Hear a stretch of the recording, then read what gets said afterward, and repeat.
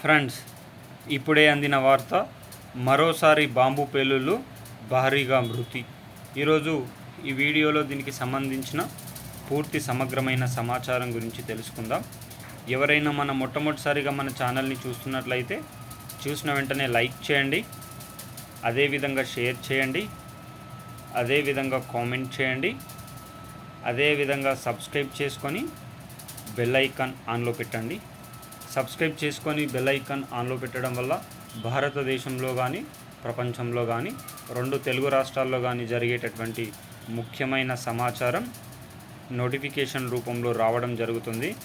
ఇక ఆలస్యం చేయకుండా వీడియోలోని వివరాల్లోకి అయితే త్వరితగతిన వెళ్ళిపోవడానికి ప్రయత్నం అయితే చేద్దాం. భారత్ పాకిస్తాన్ మధ్య యుద్ధ ప్రతీక వాంఛ ముందుకు వెళ్తుందని చెప్పుకోవచ్చు. భారత్లో పహల్గామీలో జరిగిన అటాక్ తర్వాత 28 మంది మృతి చెందడం జరిగింది.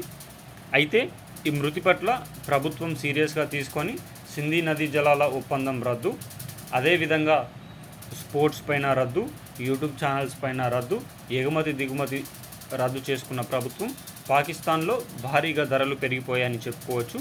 కేజీ టమాటా 150 రూపాయలు, లీటర్ పాలు 244 రూపాయలు, కిలో డజన్ గుడ్లు 334 రూపాయలు, కిలో చికెన్ 794 రూపాయలు అయినట్టు తెలుస్తుంది.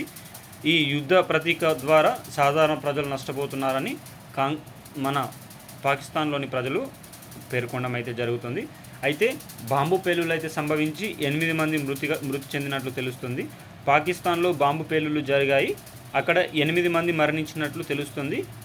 మిగతా మందికి గాయాలయ్యాయి. క్షతగాత్రులను ఆసుపత్రికి పంపించారు. పోలీసులు ప్రాథమికంగా విచారణ చేపడుతున్నట్లు సమాచారం. బాంబు పేలుళ్ల వెనుక ఎవరి హస్తం ఉందనే దానిపైన పాకిస్తాన్ ప్రభుత్వం తీవ్రంగా చర్చిస్తున్నట్లు తెలుస్తుంది.